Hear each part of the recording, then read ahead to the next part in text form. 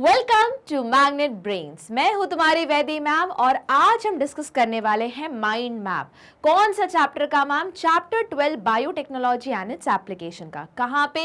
इसी चैनल पे जिसका नाम है मैग्नेट ब्रेन्स, जहां आपको कंटेंट मिलता है फ्री, इंग्लिश में भी, हिंदी में भी, किंडरगार्टन से लेके ग्रेड 12 तक का। तो क्या करोगे जब माइंड मैप पढ़ते हैं? तो A4 शीट का प्लेन पेपर लेके बैठो, या अगर कॉपी भी ले रहे हो तो उसको ऐसे टिल्ट कर लो, ठीक है। एक पेज पे हम पूरा चैप्टर क्या करने वाले हैं? पूरा कंबाइन करने वाले हैं, ठीक है। तो चलो पेन उठाओ, मल्टीपल कलर के पेन रखो अपने साथ ताकि हम पढ़ना शुरू करें। और जहां भी तुमको लग रहा है कि ये अलग टॉपिक है तो उसको स्टार मार्क करो, ग्रीन, ब्लू, उसके बाद जो भी अलग कलर का पेन है उसके साथ हाईलाइट करो। तो देखो वापस आते हैं, ये चैप्टर कितने में डिवाइडेड है, कितने सब पोर्शंस में डिवाइडेड है? Biotechnology and its application 4 portion में। कौन कौन सा? एग्रीकल्चर बेस, दूसरा मेडिसिन, तीसरा ट्रांसजेनिक एनिमल और चौथा वाला एथिकल इश्यूज। तो स्टार्ट करते, एक एक करके पहले देखेंगे। तो अच्छे से पूरा ब्लैंक पेज लो, उसको 4 सेशन में डिवाइड कर दो और स्पेस देना बहुत सारा। यहाँ मैंने स्पेस नहीं दिया क्योंकि यहाँ जगह नहीं है, मैं पार्ट बाय पार्ट तुम्हें समझाऊंगी, पर ठीक है इकट्ठे सारी चीज मत लिखो, स्पेस दे दे के कम से कम इतना स्पेस हर एक 2 वर्ड्स के बीच में छोड़ना, ठीक है, मतलब यहाँ पे, ठीक है। तो पहला वाला है एग्रीकल्चर। तो एग्रीकल्चर में तुमने पढ़ा था कि ऑर्गेनिक फार्मिंग के बारे में थोड़ा बहुत तुम्हारी बुक में मेंशन किया है कि क्या है कि हम जनरली अब लोग ऑर्गेनिक फार्मिंग की तरफ क्यों मूव कर रहे हैं। पहली चीज कि पॉल्यूशन कम होता है। दूसरा, पॉल्यूशन कम कैसे होता है कि मैम केमिकल यूज कम होता है। केमिकल यूज जब कम होगा तो क्या कम होगा? बायोमैग्निफिकेशन। तो जब ये चीज कम होगी, और फिर उसके बाद मेन पर्पस था ग्रीन रेवोल्यूशन का कि प्रोडक्टिविटी को इंक्रीज करना, ठीक है। पर वो हर चीज पूरी तरह एक सिर्फ ऑर्गेनिक फार्मिंग से अचीव नहीं हो पाई, इसलिए फिर क्या इंट्रोडक्शन आया? बायोटेक्नोलॉजी वहां पे आया। क्यों? जब उन्होंने देखा कि चलो प्रोडक्टिविटी तो इंक्रीज हो रही, तो पेस्ट अभी भी लगे हुए हैं, बहुत अलग अलग तरीके ढूंढ लिए पर पेस्ट निकल नहीं रहे, पर केमिकल यूज करना है नहीं, तो फिर सारी की सारी चीजें कहाँ मूव हो गई? बायोटेक्नोलॉजी पे, ठीक है। जो कैसे उन्होंने कैसे प्लांट्स को बनाया? GMO प्लांट्स को बनाया, जेनेटिकली मॉडिफाइड ऑर्गेनिज्म। और अगर प्लांट्स बोलोगे तो तुम बोल सकते हो जेनेटिकली मॉडिफाइड प्लांट्स या फिर ट्रांसजेनिक प्लांट। तो इसी ट्रांसजेनिक प्लांट में जो तुम्हें 2 टेक्नोलॉजी इन डिटेल पढ़नी, जिसमें सबसे ज्यादा क्वेश्चन आता है, कौन सा है? BT और RNAi। तो अब क्या करेंगे? ये लिखो हेडिंग, उसके बाद 4 एरो बना लो, ठीक है, अलग अलग स्पेस दे देके, एग्रीकल्चर, मेडिसिन, ट्रांसजेनिक एनिमल और एथिकल इशू। जैसे मैंने यहाँ लिखे ट्रांसजेनिक एनिमल, तो यहाँ मेजरली किसका काम चल रहा है? बेसिकली ट्रांसजेनिक प्लांट्स के बारे में उन्होंने डिस्कस किया है, जिसमें तुम्हारा BT cotton, BT brinjal, potato, tomato, सारी चीजें आ रही हैं, ठीक है। अब देखो दूसरा है तुम्हारा फील्ड कौन सा? मेडिसिन। मेडिसिन के अंदर तुम्हें वही चीज 3 तरीके से पढ़नी कि सबसे पहले क्या बनाया गया? इंसुलिन बनाया गया, जिसको ह्यूमुलिन भी बोलते हैं। उसके बाद आती है जीन थेरेपी, जिसमें हम तुम ADA के बारे में पढ़ोगे। और आखिरी है मॉलिक्यूलर थेरेपी या मॉलिक्यूलर डायग्नोस्टिक, कि डायग्नोसिस करना है कि किस तरह कोई बीमारी का पता लगाना है एकदम उसकी इनिशियल स्टेज पे, जब सिम्टम्स भी नहीं आ रहे, तो उसका भी यूज हमने किस तरीके से किया? बायोटेक्नोलॉजी की मदद से किया, ठीक है। फिर तीसरा वाला सेक्शन है ट्रांसजेनिक एनिमल। कि ट्रांसजेनिक एनिमल कौन कौन से बनाए गए, मेजॉरिटी कौन से बनाए गए, और उसके बाद उसके अंडर मतलब क्यों बनाए गए। तो ये जो मैंने 5 लिखा है ना, ये है मेन रीजन कि that why transgenic animal are produced, या फिर why transgenic animal are made, की reason behind making transgenic animal. तो बोलोगे मैम सिमिलरली प्लांट्स में भी होगा? हाँ, वो मैं वहां डिस्कस करूंगी एक ही स्लाइड बाद कि ट्रांसजेनिक प्लांट बनाने की जरूरत क्या पड़ गई। पर जनरली ट्रांसजेनिक प्लांट के नाम से कभी वो क्वेश्चन नहीं आता, वो क्वेश्चन आता है GMO, What is the main purpose of forming GMO, या how GMO are beneficial। तो बेसिकली हम जब बेनिफिशियल बोलते हैं मतलब उसके मेन 5 पॉइंट्स ही पूछ रहे रहते कि बताओ इनको क्यों बनाया गया, ठीक है। देखो ये 5 वाला ना, ये नंबर बहुत बढ़िया है, हर जगह 5 का डिवीजन चलता रहता है। अब बोलोगे मैम यहाँ पे तो 4 का ही डिवीजन है। हाँ, यहाँ पे मैंने 4 का डिवीजन देखा है, नहीं तो तुम्हारी बुक में एथिकल इश्यूज नाम दिया है और फिर उसके अंदर GAC, पेटेंट्स, बायोपायरेसी। तो तुम चाहो तो इसको भी एक अलग टॉपिक की तरह कंसिडर कर सकते हो। अगर तुम्हें वो 5 पांच वाला कंसेप्ट कंसिडर करना है तो चलो स्टार्ट करते हैं पहले वाले इससे, कौन सा, एग्रीकल्चर। तो जैसे मैंने बताया कि सबसे पहले क्या शुरू हुआ था, ग्रीन रेवोल्यूशन शुरू हुआ था। तो ग्रीन रेवोल्यूशन का मेन पर्पस बताओ क्या था कि मैम जो क्रॉप प्रोडक्टिविटी है उसको करना है इंक्रीज, क्योंकि जितना क्रॉप प्रोड्यूस हो रहा था वो या तो कम हो रहा था, या तो पेस्ट उसको खा जा रहे थे, या तो फिर पोस्ट हार्वेस्ट लॉस्ट हो रहा था, मतलब हार्वेस्ट करने के बाद जब स्टोर करते हैं तो वहां पे वो चीज खराब हो जा रही थी।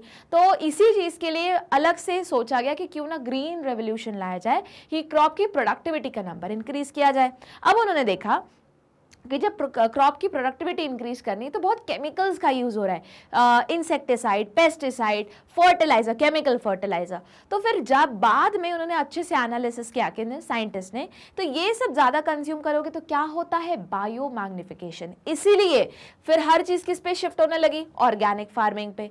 ठीक है, बट प्रॉब्लम, चलो ऑर्गेनिक फार्मिंग में प्रोडक्टिविटी भले इंक्रीज हो गई, उसके बाद न्यूट्रिशनल वैल्यू इंक्रीज हो गई, फर्टिलाइजर, नेचुरल मैन्यूअर्स, मतलब मैन्यूअर्स तो नेचुरल होते हैं, नेचुरल फर्टिलाइजर्स या मैन्यूअर्स यूज करने लगे। इनफैक्ट बायो कंट्रोल एजेंट तुमने पढ़े थे या फिर जो बायो फर्टिलाइजर्स पढ़े थे उसका यूज करके सिम्बायोटिक एसोसिएशन के साथ माइकोराइजा, उसके बाद तुम्हारा राइजोबियम, इनका यूज करके सब ऑर्गेनिक फार्मिंग भी करने लगे। बट अभी भी कुछ प्रॉब्लम थी। कौन सी प्रॉब्लम थी कि कुछ पेस्ट रेजिस्टेंट, कुछ पेस्ट डायरेक्टली अटैक कर रहे थे, मतलब प्लांट्स पेस्ट रेजिस्टेंट नहीं बने थे। तो उनको कौन सी टेक्निक से बनाया गया कि हमने जो प्लांट ही बनाया वो कैसे बनाया, जेनेटिकली मॉडिफाइड ऑर्गेनिज्म। अगर तुम प्लांट बोलोगे तो बोलोगे जेनेटिकली मॉडिफाइड प्लांट, एनिमल बोलोगे तो जेनेटिकली मॉडिफाइड एनिमल, और अगर जेनेटिकली मॉडिफाइड नहीं बोलना है तो क्या वर्ड यूज कर सकते हो, ट्रांसजेनिक वर्ड यूज कर सकते हो। ठीक है, तो ट्रांसजेनिक प्लांट बोलो या जीएमओ प्लांट बोलो, तो सारी चीजें क्या है, एक ही हैं। अब ओ बोल रहे हैं मतलब ऑर्गेनिज्म, मतलब कोई भी ऑर्गेनिज्म आएगा, पर प्लांट बोलोगे तो एकदम स्पेसिफिक प्लांट की तरफ जाएगा। अब ये क्वेश्चन आता है जो देखो फिर से 5 एरो में डिवाइडेड है कि जो ट्रांसजेनिक प्लांट की ऐसे बनाने की जरूरत क्या पड़ गई।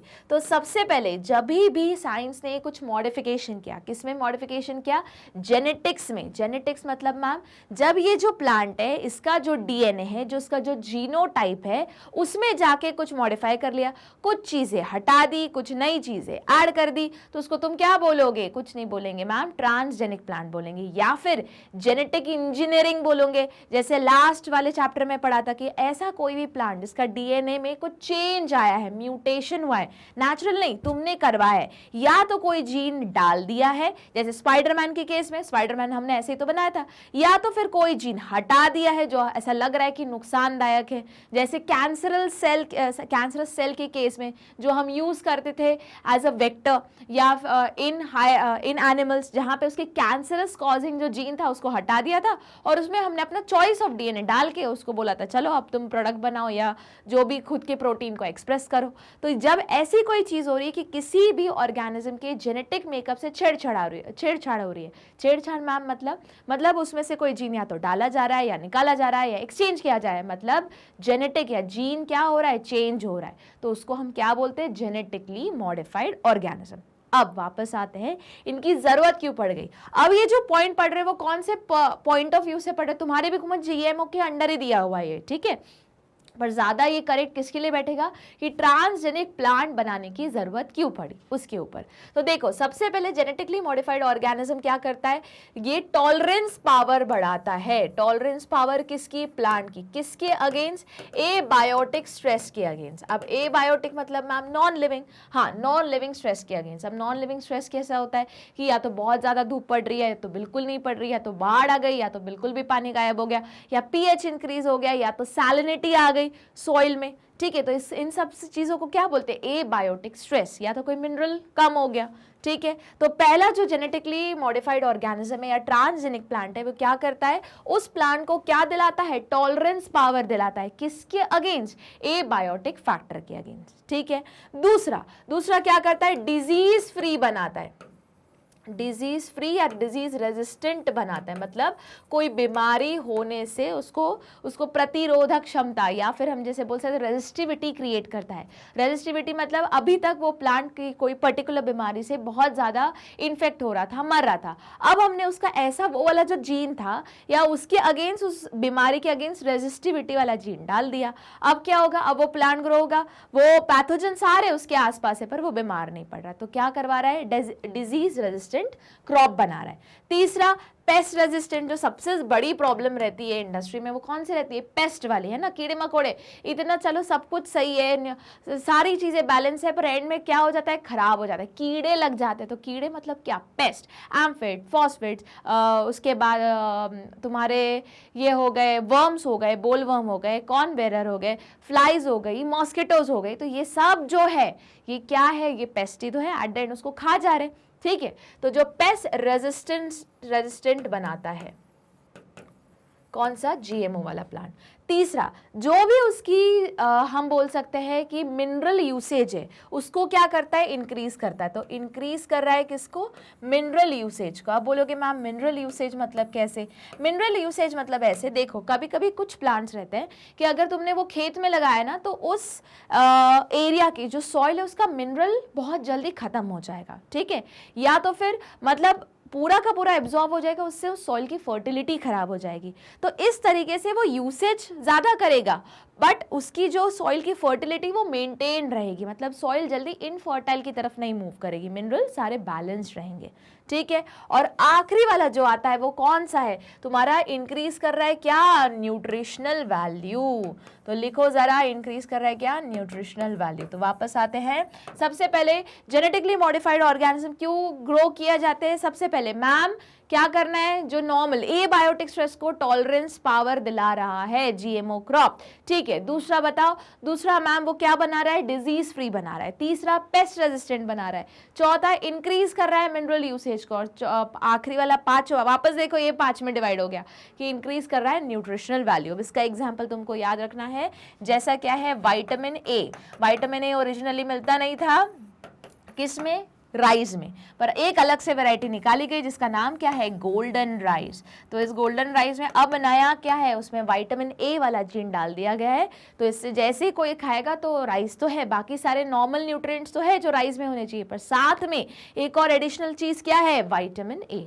तो विटामिन ए क्या हुआ, किसका एग्जाम्पल है, वापस एक ट्रांसजेनिक क्रॉप का या ट्रांसजेनिक सीड का एग्जाम्पल है, क्योंकि राइस तो सीड ही है। ठीक है, चलो अब आते हैं जो तुमको पढ़ना है एग्रीकल्चर में, जो तुम्हारा मेन पॉइंट है एग्रीकल्चर, उसमें पढ़ना है पहला वाला क्या है, बीटी। अब बीटी क्रॉप ये तुम ऑलरेडी पढ़ चुके हो, इन डिटेल यहाँ पढ़ना है। पिछले वाले चैप्टर में भी इसको बायो कंट्रोल मैकेनिज्म के अंडर पढ़ा था। तो देखो याद करो, मैंने बताया था कि जो भी ऐसा टॉपिक है तुम्हारे एनसीईआरटी में जो एक चैप्टर में भी है, 2-3 चैप्टर में है, तो उसको हम वो क्या है, वो बहुत ज़्यादा इंपॉर्टेंट है, ये तुमको चीज़ याद रखनी है। क्यों याद रखनी है, क्योंकि उसकी वैल्यू ही कुछ। तो जो बीटी है वो क्या है, बैसिलस थूरिनजेनेसिस है। क्या है ये, एक माइक्रोब है, एक बैक्टीरिया है। अब बोलोगे मैम ये क्यों पढ़ रहे, तो याद करो, वापस थोड़ी देर पहले मैंने बोला था कि ये पिछले चैप्टर में भी था बायो कंट्रोल मैकेनिज्म के अंदर, और इसमें तो भैया पूरा इन डिटेल ही पढ़ना है। ठीक है, तो बीटी क्या है, ये एक पेस्ट रेजिस्टेंट क्रॉप बनाने की टेक्निक है। इसमें होता क्या है, तो देखो बेसिकली एक बैक्टीरिया होता है, क्या नाम है उसका, बैसिलस थूरिनजेनेसिस। उससे क्या लिया गया है, ये जो एक बैक्टीरिया ये क्या बनाता है, ऐसे समझते हैं, जो बैक्टीरिया वो ओरिजिनली क्या बनाता है मैम, एक प्रोटीन बनाता है। ठीक है, वो प्रोटीन नेचर में कैसा रहता है मैम, क्रिस्टल रहता है नेचर में। ठीक है, जो क्रिस्टल में रहता है नेचर में, तो क्रिस्टल में वो प्रोटीन होता है। ठीक है, पर वो नेचर में कैसा, मतलब उसका केमिकल नेचर पूछ रही हो तो मैं मैम वो टॉक्सिक होता है, जहरीला होता है। किसके लिए जहरीला होता है, प्लांट के लिए नहीं मैम, कौन से के लिए, पेस्ट के लिए, जिसके लिए वो टारगेट किया गया है। ठीक है, तो पेस्ट के लिए वो क्या होता है, जहरीला होता है। अच्छा एक बात बताओ, अगर मैं वो प्रोटीन बोल रही हूं तो प्रोटीन कोड किससे हुआ है, तो मैम जीन से कोड हुआ है। अच्छा ऐसे समझते हैं, प्रोटीन बना किससे? मैम जो प्रोटीन है वो बनता है एक आरएनए से, मतलब ट्रांसलेशन हुआ होगा, ठीक है।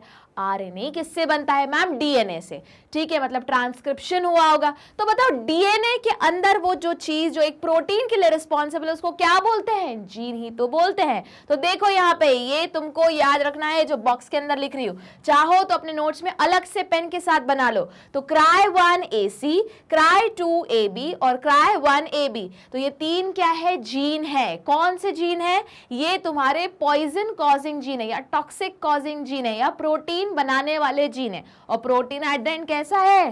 केमिकल नेचर में टॉक्सिक है। किसके लिए टॉक्सिक है? सिर्फ पेस्ट के लिए। क्यों है? थोड़ी देर में डिस्कस करते हैं।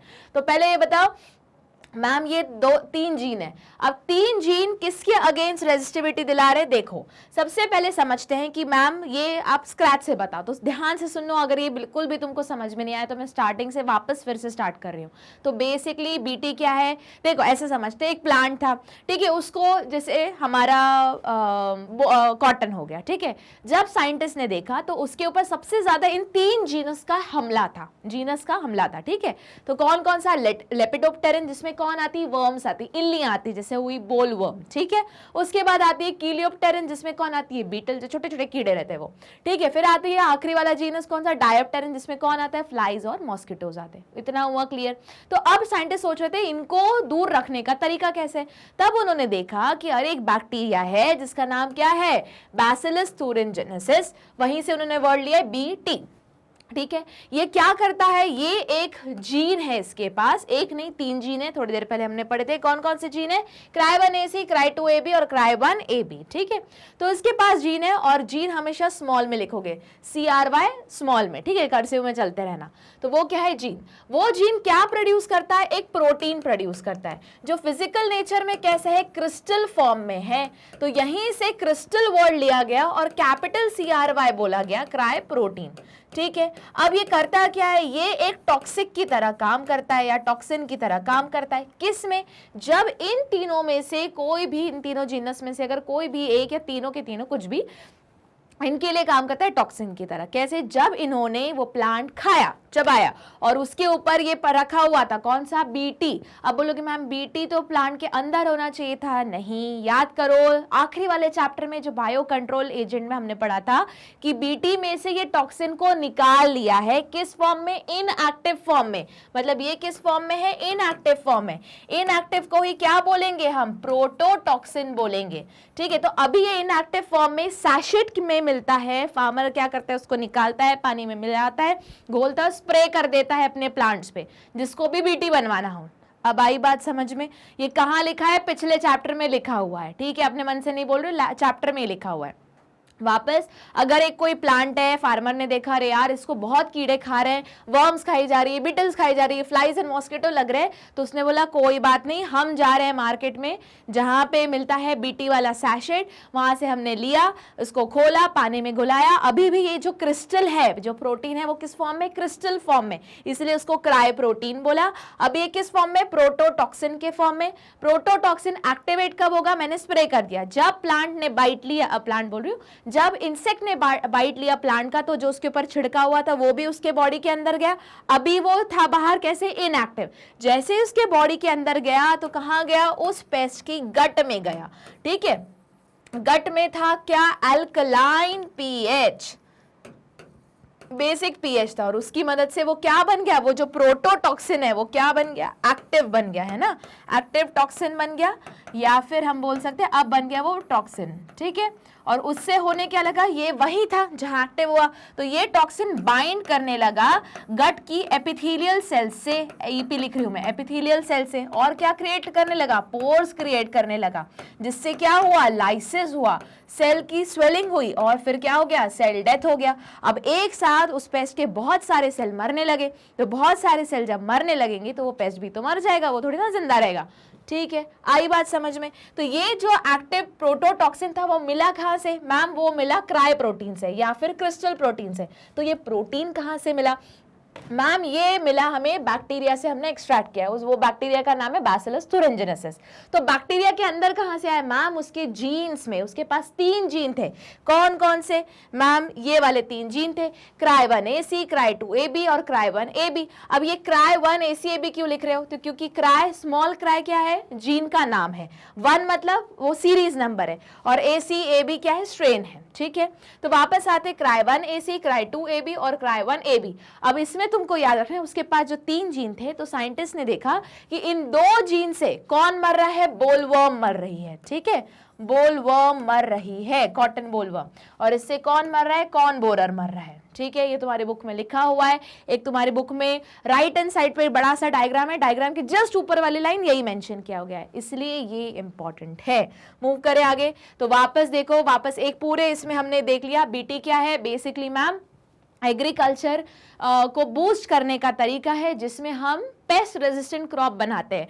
क्या करते हैं? मार्केट में सैशेट मिलते हैं बीटी के, जिसमें बेसिकली इनएक्टिव फॉर्म में, यहाँ देखो वापस, जिसमें इनएक्टिव फॉर्म में या प्रोटोटॉक्सिन में क्या रहता है? वो क्रिस्टल प्रोटीन रहता है, या उसी को हम क्राई प्रोटीन बोल सकते हैं। पर जैसे ही उसमें पानी में मिला के हम पेड़ पे डाल देते हैं, तो जो पेस्ट है वो जैसे ही खाता है तो उसके गट में रहता है अल्कलाइन पीएच, वो टॉक्सिन उसके गट में जाता है, अल्कलाइन पीएच की मदद से वो जाता है एक्टिव, एक्टिव की वजह से वो एक्टिव होने के बाद क्या करेगा? गट की एपिथेलियल सेल्स के साथ बाइंड करेगा और फिर क्रिएट कर देगा सेल की स्वेलिंग हो जाएगी, पोर क्रिएट हो जाएंगे, लाइसिस हो जाएंगे, सेल की डेथ्स हो जाएंगी, एक सारे सेल मर जाएंगे तो वह इंसेक्ट भी मर जाएगा, ठीक है।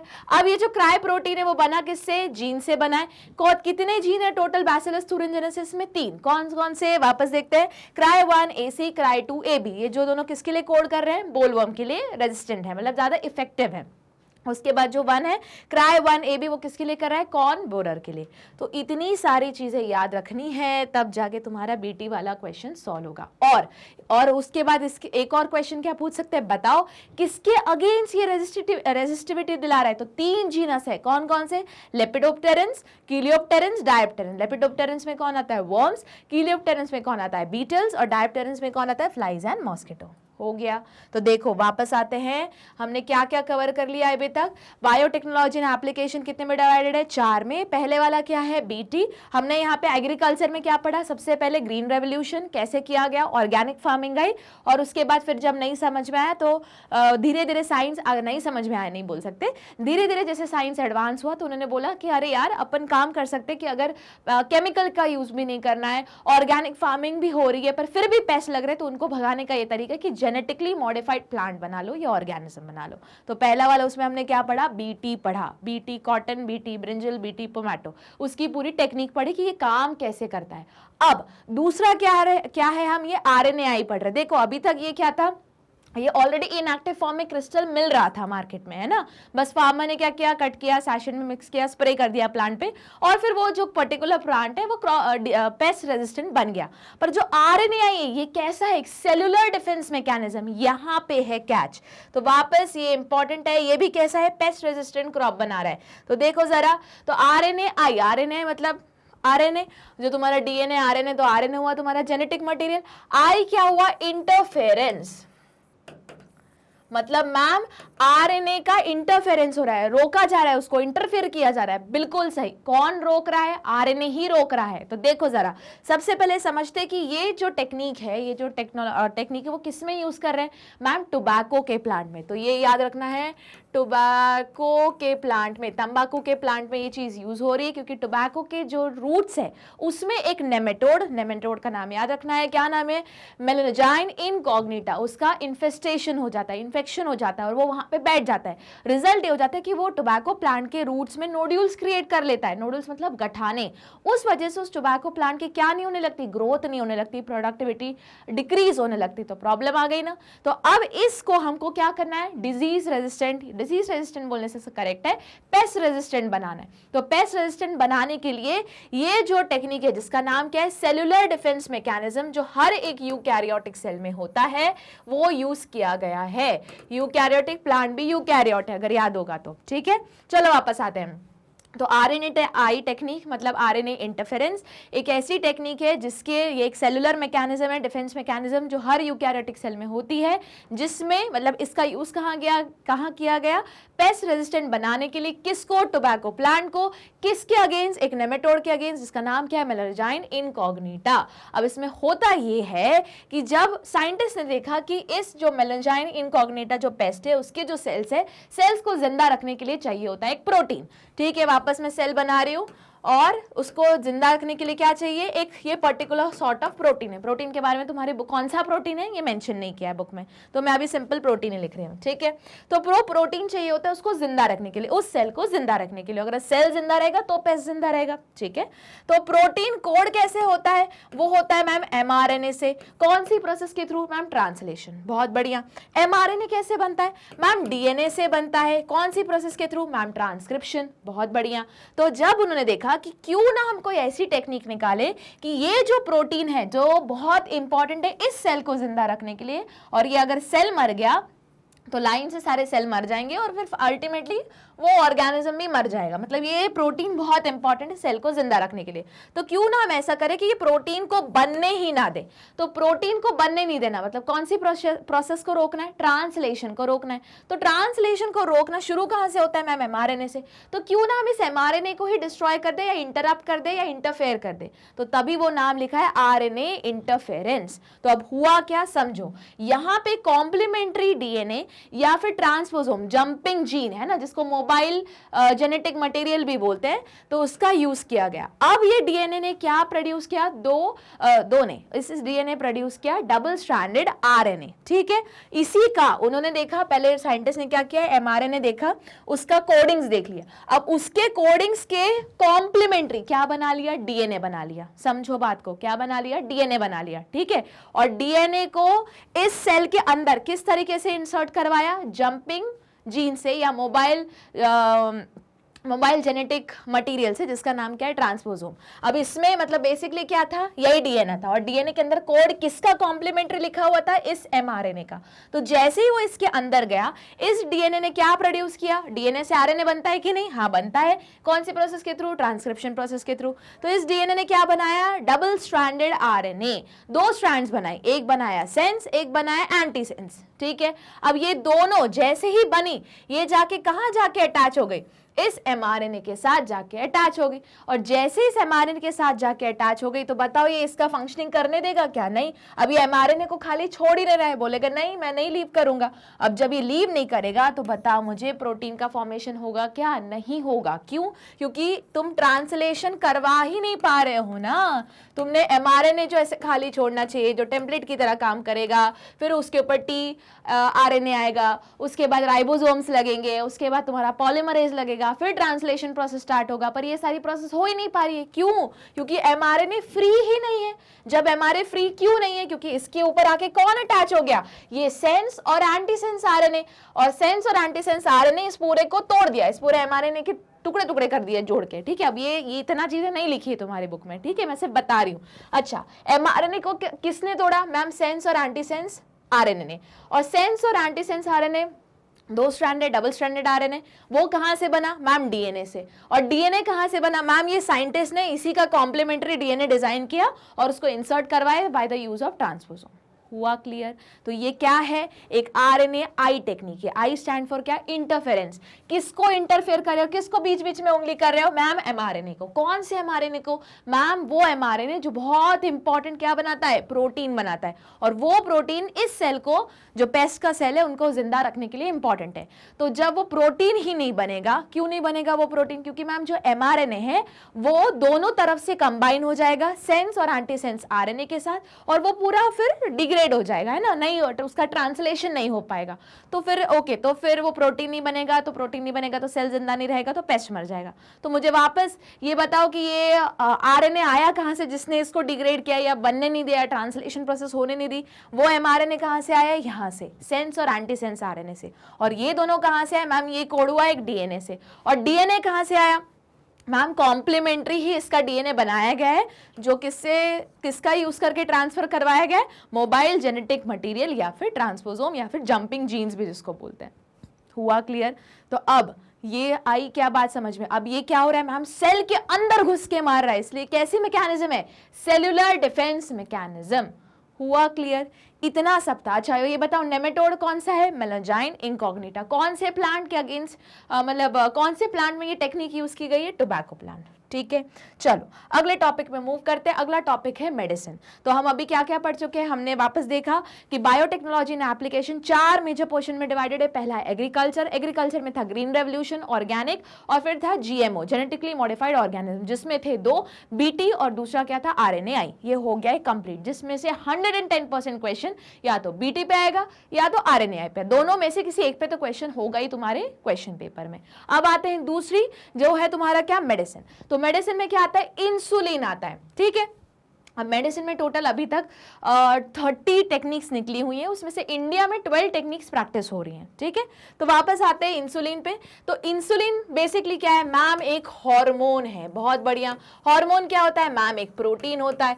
तो प्रोटीन कहाँ से होगा, तो मैम वो वही ट्रांसलेशन से बनेगा, एमआरएनए से, एमआरएनए डीएनए से बनेगा। और डीएनए कहाँ रहेगा मैम, जीन के, मतलब जीन वो पोर्शन है डीएनए में जहाँ पे उसका कोड लिखा हुआ है कि प्रोटीन कैसे बनना है। ठीक है, आ गई बात समझ में।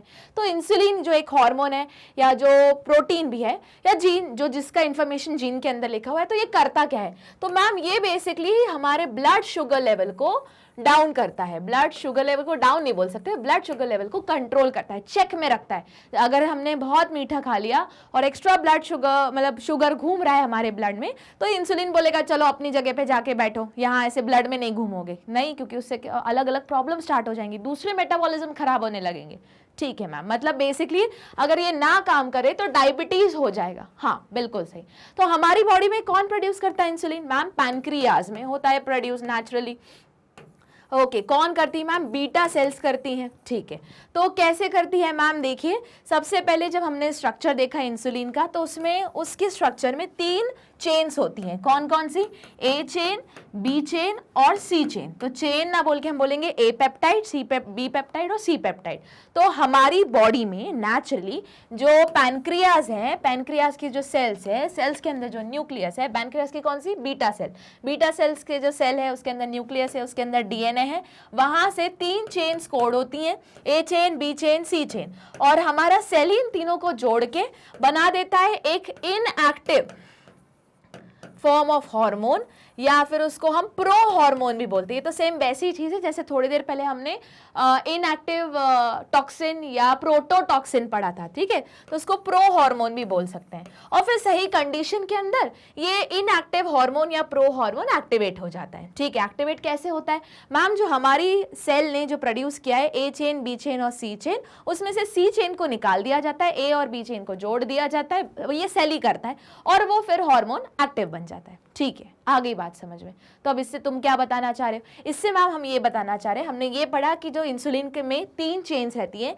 ए पेप्टाइड, बी पेप्टाइड और सी पेप्टाइड, और तीनों जुड़ी रहती है डाइसल्फाइड ब्रिजेस से, जिसमें से सबसे बड़ी चेन रहती है सी पेप्टाइड। और जैसे ही सी पेप्टाइड अगर जुड़ी रहेगी इस स्ट्रक्चर में, तो वो क्या रहेगा, इनएक्टिव फॉर्म में रहेगा, जिसको इनएक्टिव हार्मोन या फिर प्रो हार्मोन भी बोलते हैं। पर अब कैच ये आया कि अब जैसे वो इंसान किसी वजह से उसके या तो बीटा सेल्स खराब हो गए, या तो कुछ पैनक्रियाटिक कैंसर हो गया, या कुछ हो गया, तो उस वजह से अब ये हार्मोन इंसुलिन प्रोड्यूस नहीं हो पा रहा है। तो अब क्या होगा, तो मैम जैसे पहले करते थे, क्या करते थे मैम, स्लॉटर्ड एनिमल्स जो जाते थे, जो मीट इंडस्ट्री में काउज होती थी, पिग्स होते थे, तो उनमें से उनके पैनक्रियाज में से इंसुलिन निकाल दिया और इंसान को दे दिया।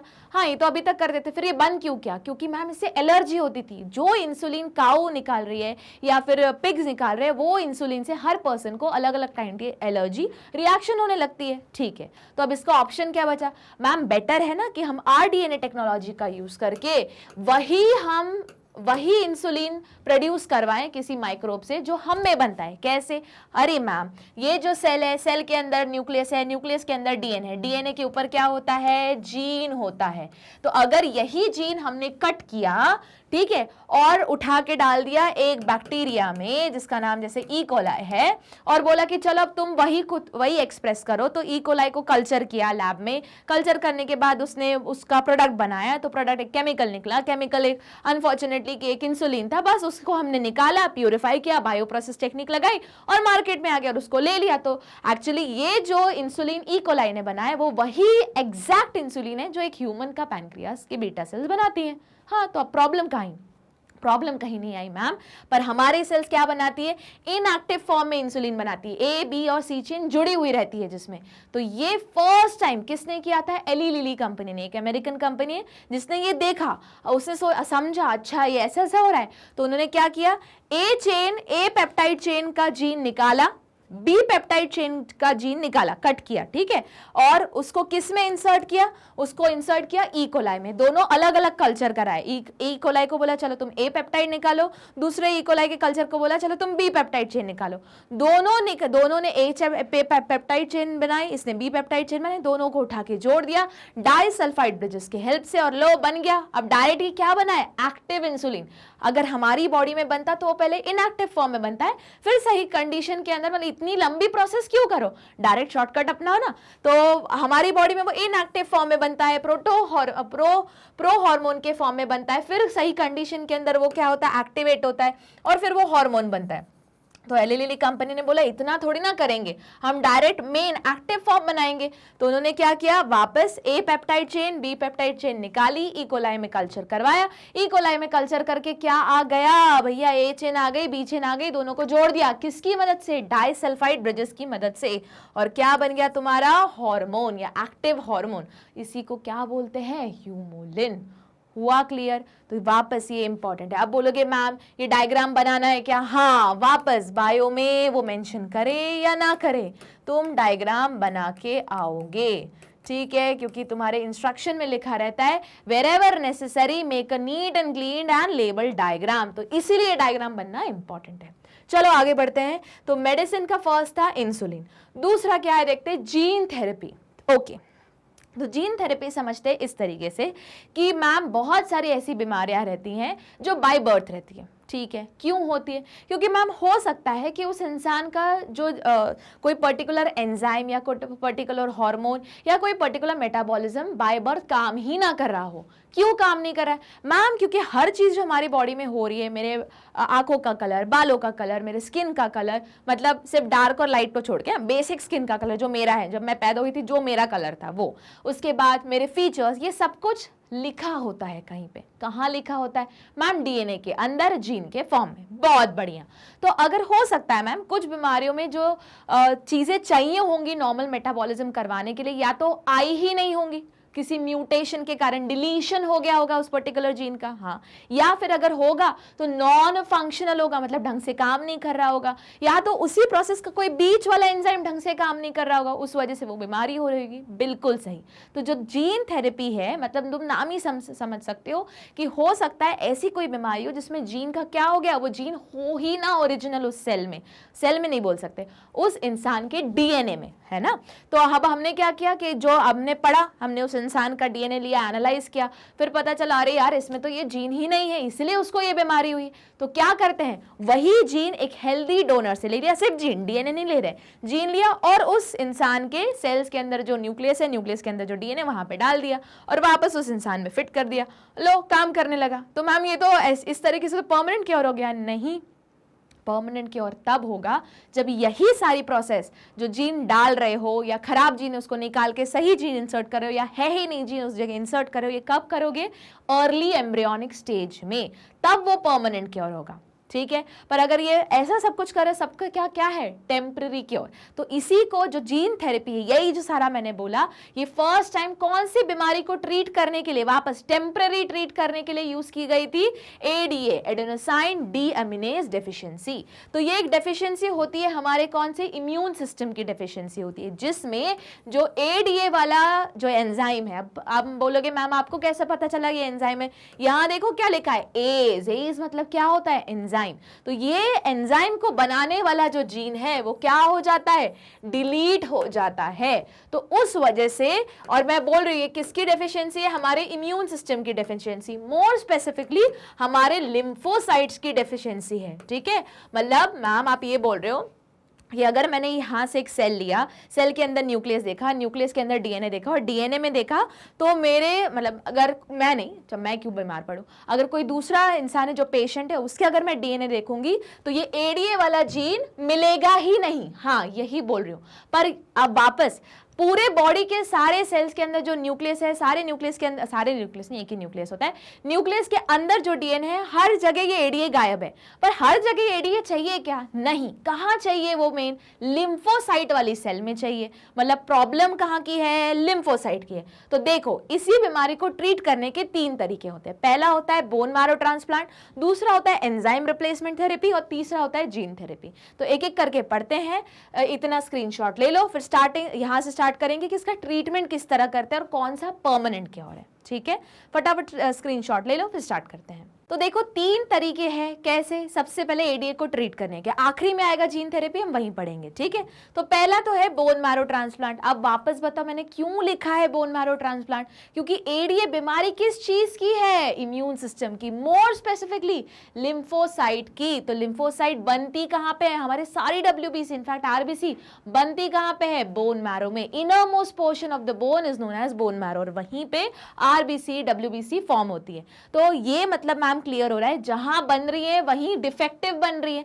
डिफेक्टिव तो वैसे सारे सेल के अंदर का डीएनए वो डिफेक्टिव है क्योंकि उसमें एडीए है नहीं, है ना, बट उस जगह उसकी एक्चुअल में जरूरत है, उस जगह वो अपना प्रोटीन एक्सप्रेस करेगा, है ना, क्योंकि एट द एंड एंजाइम भी क्या होता है, प्रोटीन ही होते हैं। तो ये जो लिम्फोसाइट है जिसमें ज्यादा जरूरत है एडीए होने की, ये इसमें ये लिम्फोसाइट कैसे बन रहा है, डिफेक्टिव बन रहा है।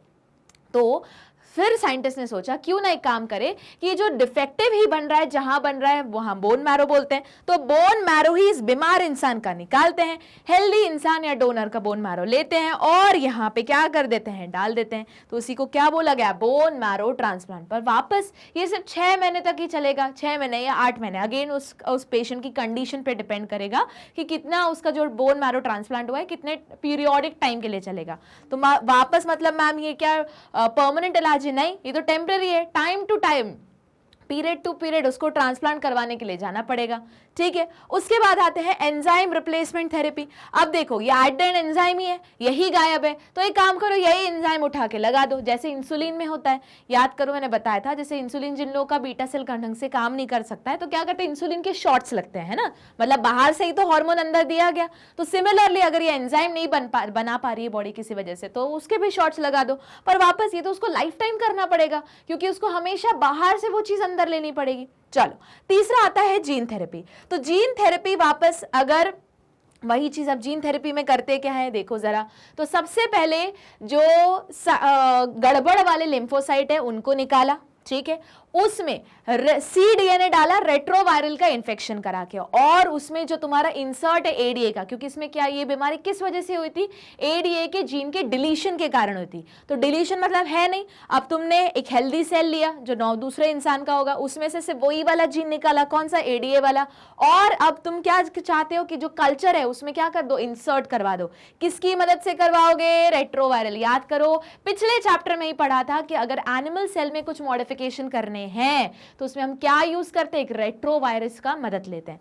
तो लिखा है यहाँ पे रेट्रोवायरल, ठीक है, तो हमने रेट्रोवायरस यूज किया, उससे वो जीन इंट्रोड्यूस कराया, किसमें, कल्चर में। कौन से कल्चर में, उसी इंसान के लिम्फोसाइट को लिया गया था, कल्चर किया गया था, उसमें सही वाला जीन डाला गया था, वापस उसको कल्चर किया और वापस ये कल्चर उठा के कहाँ डालेंगे, उसी इंसान के अंदर वापस बोन मैरो में डाल देंगे। ठीक है, पर वापस मैम लिम्फोसाइट की भी तो एक लाइफ स्पैन रहेगी ना, जैसे हर सेल की एक पर्टिकुलर लाइफ स्पैन रहती है। हाँ, तो जैसे उसकी लाइफ स्पैन खत्म हुई, ये प्रोसेस फिर से करते रहो।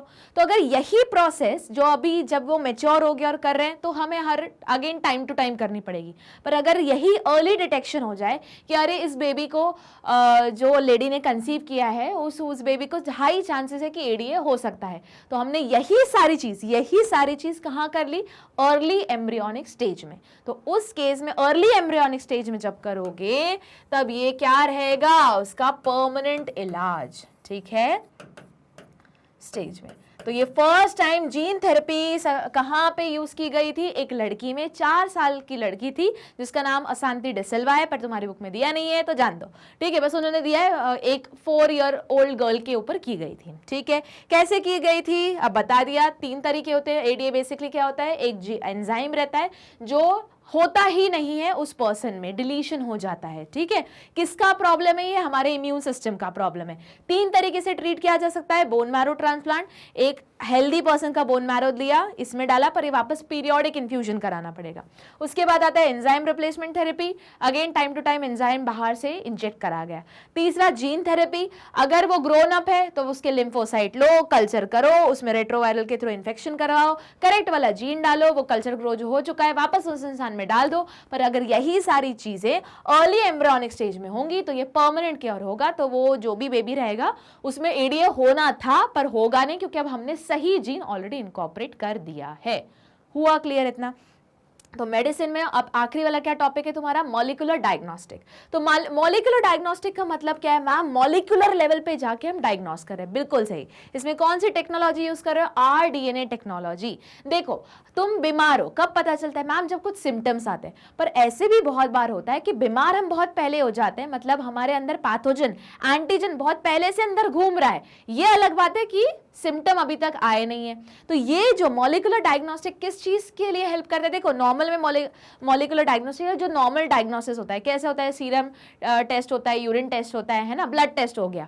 पर इसमें तब आता है जब सिम्टम्स आने लगे, जब हमको सिम्टम्स आ रहे तब हम ये सारे टेस्ट कराते हैं, तो हाँ उसमें फिर दिखता है अरे ये पैथोजन भी घूम रहा है, ठीक है, या ये एंटीजन घूम रहा है। पर सपोज करो सिम्टम्स नहीं आए, पर हमको ऐसे कोई हिस्ट्री हो चुकी है जिसमें लगे कि नहीं हो सकता है इन्फेक्शन की, ये इंसान प्रोन है इन्फेक्शन के, तो हमने क्या किया? मॉलिक्यूलर डायग्नोस्टिक यूज कर लिया, जिसमें बहुत छोटे अमाउंट में भी अगर वो एंटीजन आया है बॉडी के अंदर तो वो क्या हो जाएगा? डिटेक्ट हो जाएगा सिम्टम आने के पहले। तो देखो जरा, जैसे तुमको याद होगा एचआईवी इन्फेक्ट होने के बाद और सिम्टम आने के बीच में एक अराउंड 5 to 10 ईयर्स का गैप रहता है, जिसको लेटेंसी पीरियड बोलते हैं ना। मतलब वो पर्सन अभी इन्फेक्शन हो गया है, ये अलग बात है कि सिम्टम स्टार्ट नहीं हुए, पता चले उसको पता ही नहीं चलेगा, जब सिम्टम आने शुरू होंगे तब जाएगा वो टेस्ट कराने, फिर तब पता चलेगा अरे ये तो एचआईवी पॉजिटिव है। पर जब उसके अंदर इन्फेक्शन आया उसी टाइम अगर इनमें से कोई टेक्निक यूज की तो हमें पता चल जाएगा कि वो पर्सन क्या है? एचआईवी पॉजिटिव हो गया है। जैसे एचआईवी में तुमने वापस देखो यहां भी एलाइजा मेंशन है और तुम्हारे चैप्टर नंबर 8 में भी एलाइजा मेंशन था। वापस कोई ऐसा टॉपिक जो तुम्हारी बुक में 2-3 जगह दिया है, वो क्या है? बहुत इंपॉर्टेंट है। तो एलाइजा का फुल फॉर्म क्या हुआ? एंजाइम लिंक इम्यूनोसॉर्बेट ऐसे। वापस वहां भी पूछा था, यहां भी पूछेंगे। कौन से प्रिंसिपल पे काम करता है? एंटीजन एंटीबॉडी इंटरैक्शन पे काम करता है, ठीक है। तो एलाइजा हो गया जो किस पे काम कर रहा है? एंटीजन एंटीबॉडी इंटरैक्शन पे काम कर रहा है। उसके बाद एलाइजा तो वापस ये तुमको पता है, तुमने एचआईवी में डिटेक्शन में पढ़ा था। उसके बाद आते हैं पीसीआर का तो अभी एकदम करंट एग्जांपल है, कोरोना को डिटेक्ट करने के लिए जो आरटी-पीसीआर है वो क्या है? पीसीआर ही तो है। तो हुआ इन्फेक्शन इतना सा है, ठीक है, अभी तक सिम्टम्स स्टार्ट नहीं हुए, पर तुमने क्या कर लिया? डिटेक्ट कर लिया कि अरे बॉडी के अंदर कुछ एंटीजन आया है या पैथोजन आया है। उसके बाद जो थर्ड टेक्निक है उसका नाम क्या है? Auto radiography. अब ये किस पे बेस्ड है? ये भी एंटीजन एंटीबॉडी पे इंटरैक्शन पे बेस्ड है, पर हम बोल सकते हैं नॉट एग्जैक्टली एंटीजन एंटीबॉडी। जो भी सेल है, अब वापस सेल में क्या होता है मैम? प्लाज्मा मेम्ब्रेन की बनी रहती है। प्लाज्मा मेम्ब्रेन के ऊपर क्या होगा? ग्लाइकोप्रोटीन की लेयर रहेगी, इसी को एज एंटीजन कंसिडर कर लो। अब इसी एक हमने ऐसा मॉलिक्यूल डाला जो इसके साथ जाके क्या कर जाएगा? बाइंड कर जाएगा। उस मॉलिक्यूल को हमने क्या कर दिया? रेडियो एक्टिव टैगिंग कर दी मतलब जोड़ दिया कि जब हम एक पर्टिकुलर वेवलेंथ डालेंगे तो वो क्या करने लगेगा? चमकने लगेगा। तो अब हर जो नॉर्मल सेल है, हर नॉर्मल सेल में क्या है? ये ग्लाइकोप्रोटीन है। तो हर नॉर्मल सेल में जिसमें ग्लाइकोप्रोटीन होगा उसके साथ वो मॉलिक्यूल जाके अटैच हो जाएगा। उस मॉलिक्यूल के साथ जुड़ा क्या है? एक रेडियो एक्टिव डाई जुड़ी है जो टैग मतलब चमकेगी। तो अगर जब फिर ऑटो रेडियोग्राफर में वो चीज पास की गई तो हमें दिखा कि हर चीज कलर दिख रही है, मतलब वो जो भी कलर हमने पिगमेंट डाला है ऑटो रेडियोग्राफी में तो वो रेडियो एक्टिव मॉलिक्यूल खुद को क्या करने लगा, एमिट करने लगा। तो उससे पता चल गया कि हाँ ये सारी क्या है, नॉर्मल सेल। बट जो कैंसरस सेल रहेंगी या म्यूटेटेड सेल रहेंगी, उसमें अब वो म्यूटेटेड सेल है, मतलब वो नॉर्मल सेल है क्या, नहीं। तो उसमें ग्लाइकोप्रोटीन रहेगा क्या, नहीं। तो जब ग्लाइकोप्रोटीन है तो उसके ऊपर जो कॉम्प्लीमेंट्री अटैच होने वाला मॉलिक्यूल अटैच हो पाएगा क्या, नहीं। तो उस मॉलिक्यूल पे क्या अटैच था, रेडियो एक्टिव टैगिंग अटैच थी, तो वो खुद को एक्सप्रेस करेगा क्या, नहीं। तो इसका मतलब मैम ये है कि जब ऑटो रेडियोग्राफी में उस पर्सन के टिश्यूज को पास किया गया, तो जहां जहां भी चमक रहा है मतलब वो सारे नॉर्मल सेल है, और जहां भी काला दिख रहा है या कुछ चमक नहीं रहा मतलब वो सारी कैसी है, म्यूटेटेड सेल या कैंसरस सेल। ठीक है, तो ये है तुम्हारा मॉलिक्यूलर डायग्नोस्टिक टेक्निक। तो देखो अभी तक तुमने क्या क्या पढ़ लिया, वापस एक बार फटाफट ग्रो थ्रू कर लेते हैं।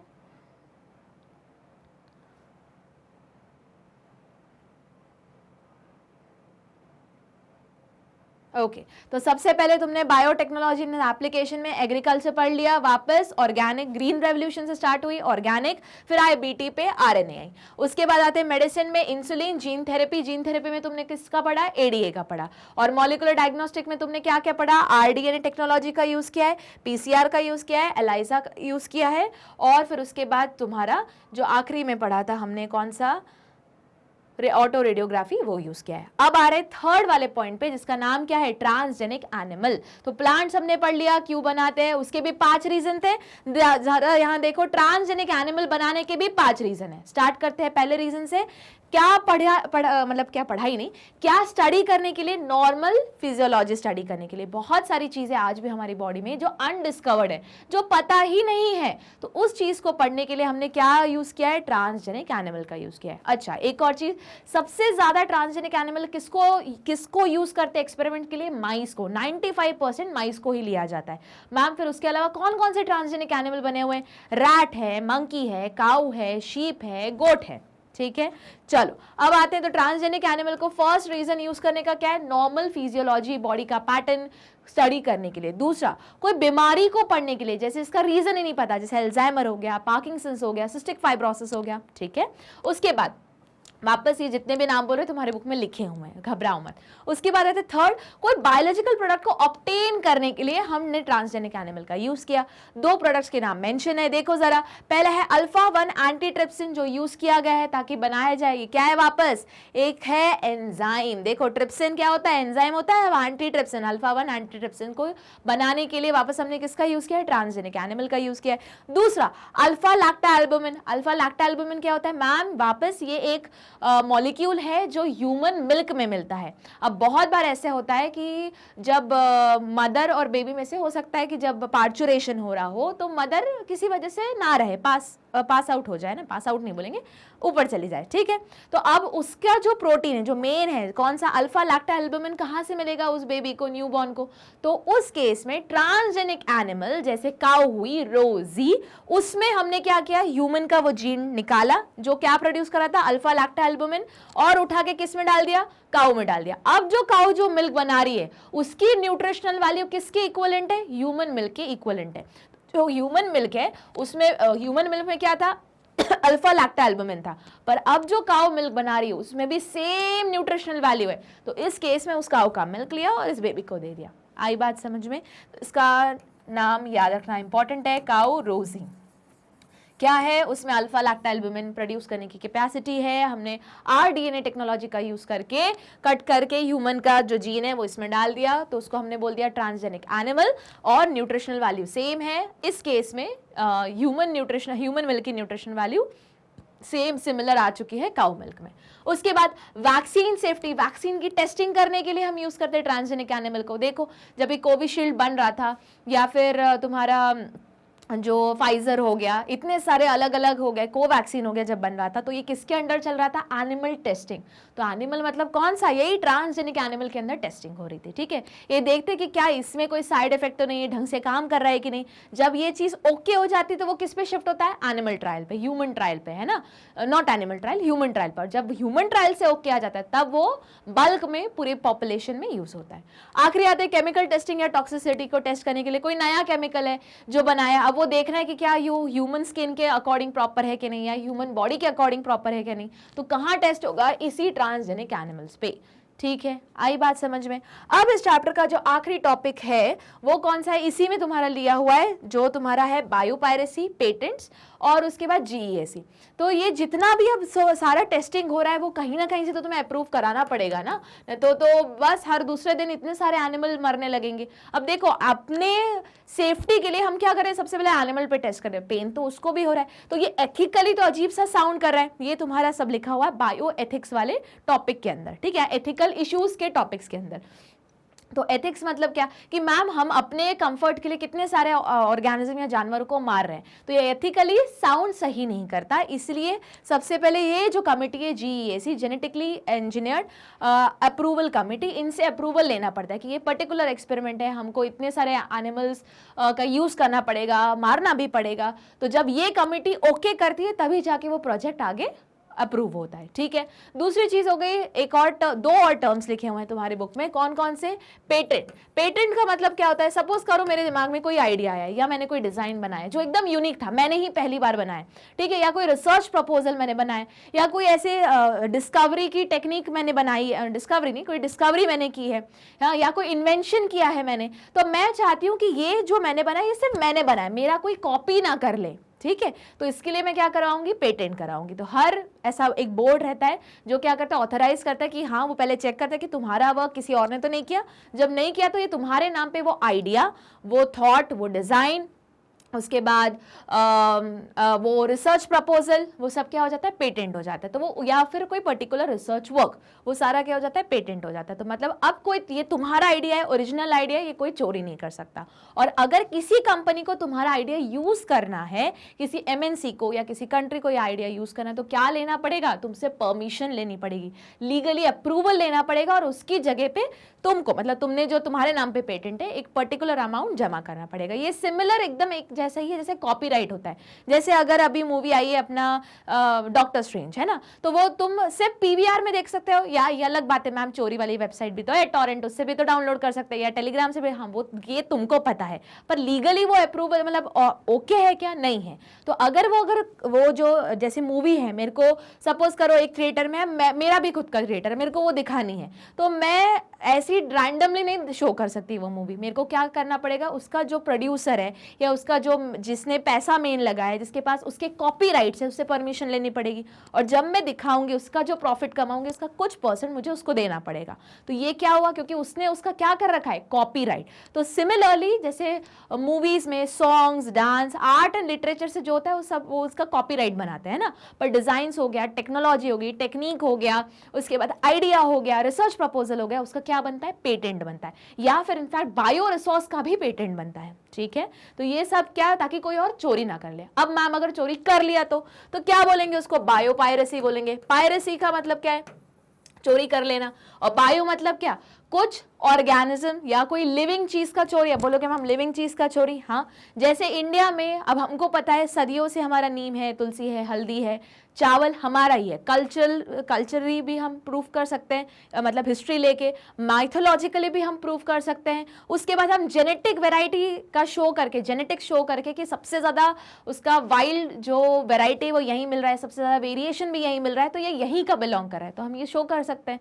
पर क्या हुआ, जैसे जब हम सब चीज़ों, हम डेवलपिंग कंट्री है ना, तो धीरे धीरे हम अवेयर हो रहे हैं, पर डेवलप कंट्री इनके बारे में बहुत अवेयर है, तो वो क्या करती है, जनरली थर्ड वर्ल्ड कंट्री में जाती है या डेवलपिंग कंट्री में जाती है जिनको इसके बारे में पता नहीं रहता, और वहां की कुछ चीज चुरा लेती है और बोलती है अब हमने इसका पेटेंट करा लिया। जैसे किया था एक अमेरिकन कंपनी ने, किसका, बासमती राइस का किया था। अब बासमती चावल तो भैया हमारा, हम जन्मों से खाते आ रहे हैं, जन्मों से यूज करते आ रहे हैं, पर ये चीज उन्होंने कॉपी किया, ठीक है, उन्होंने नई स्ट्रेन बना लिया, थोड़ा सा उसमें मॉडिफाई करके स्ट्रेन बना लिया, और बोला कि अब ये जो बासमती चावल खाएगा या इससे बनाए हुए प्रोडक्ट बेचे जाएंगे, तो उसका कुछ परसेंटेज, कुछ पैसा हमको देना पड़ेगा। फिर जब इंडिया ने बोला नहीं ये कैसे तुम्हारा हो गया, ये तो जन्मों से हमारे पास अराउंड 10,000 वैरायटी से बासमती राइस की हैं, और 2 लाख वैरायटी तो सिर्फ चावल की है इंडिया में मिलती है। सोचो कितना बड़ा नंबर है। सिमिलरली मैंगोज की कितनी वैरायटी मिलती है, 1000 से ऊपर वैरायटी सिर्फ आम की मिलती है। सिमिलरली नीम, हल्दी, टर्मरिक, तुलसी, ये सब हमारा है। फिर हमने धीरे धीरे, और वो सारी कंपनी इन्हीं का पेटेंट्स कराती चल रही थी, तो हमने बोला नहीं अप्रूव करो। अब लड़ाई हो रही थी, अब ये देखो, अब बोलोगे मैम उसने भले चोरी की पर ये आप प्रूव कैसे करोगे, उसने तो पेटेंट करा रखा है। अब हम बोल रहे कि ये हमारा ओरिजिनल है, तो हमने प्रूफ दिए ना, वापस वही कल्चरल प्रूफ, हिस्ट्री को देखते हुए प्रूफ दिया, फिर जेनेटिकली प्रूफ दिया कि कोई भी चीज, याद रखना ये तो मैंने बताया था पहले भी, कि कोई भी चीज अगर उस पर्टिकुलर जगह की बिलोंग करती है, मतलब वहीं से निकली है या ओरिजिनेट हुई, तो उसकी वाइल्ड वेराइटी भी वहीं पे मिलेगी। तो हमने प्रूफ दिया कि देखो नीम हुआ, तुलसी हो गया, हल्दी हो गया, इन सब की वाइल्ड वेराइटी भी यहीं मिल रही है, और तुम्हारे वहां तो सिर्फ वो एक या दो ही वैरायटी ग्रो हो रही है। तो हुआ क्या, तो सही समझ में ना कि यहां से वो चीज वहां गई है, वहां से वो चीज यहां नहीं आई, तो ओरिजिनल कहाँ की है, यहीं की है। तो उस तरीके से इंडियन गवर्नमेंट ने सारी चीजें वापस ली और अब सारे पेटेंट्स अपने पास हैं। ठीक है, मतलब मैम आप ये बोल रहे हो कि अब इनसे रिलेटेड अगर कोई प्रोडक्ट दूसरी कंपनी को बनाना है या इससे रिलेटेड प्रोडक्ट किसी भेजना है, तो particular amount government of India को देना पड़ेगा। हाँ बिल्कुल सही समझ रहे हो, यही करना पड़ेगा, क्योंकि अब वो पेटेंट राइट किसका है, हमारे पास है, इंडिया के पास है। ठीक है, तो ये क्या होता है, बायोपायरेसी से बचने के लिए लोग क्या कराते हैं, पेटेंट कराते हैं। ठीक है, और अगर लगा है कि एक ने चोरी कर ली तो फिर पेटेंट प्रूफ करना पड़ता है कि भैया ये हमारा है, फिर ऑटोमेटिक प्रूफ हो जाएगा कि दूसरे वाले ने क्या किया है, चोरी किया है। ठीक है, तो वही चीज अगर बायोलॉजिकल सोर्सेस का चोरी होता है तो उसको क्या बोलेंगे, बायोपायरेसी। तो इसी नोट के साथ खत्म होता है ये चैप्टर। तो क्या करोगे, रिवाइज करोगे, कहां जाओगे, वेबसाइट पे जाओगे, कैसे जाओगे, www.magnetbrains.com टाइप करोगे। जैसे ही टाइप करोगे ये होम पेज आएगा, अपना क्लास सिलेक्ट करोगे, सब्जेक्ट सिलेक्ट करोगे, चैप्टर सिलेक्ट करोगे और सुनना शुरू करोगे। और इसी के साथ ये चैप्टर होता है खत्म। लाइक शेयर सब्सक्राइब करना मत भूलना, बने रहना मेरे साथ मैग्नेट ब्रेन्स के साथ, क्योंकि अभी तो और रिवीजन बाकी है। तब तक पढ़ते रहो और स्कोर करने के लिए और मेहनत करते रहो। तो मिलेंगे अगले लेक्चर में, तब तक टेक केयर, बाय बाय।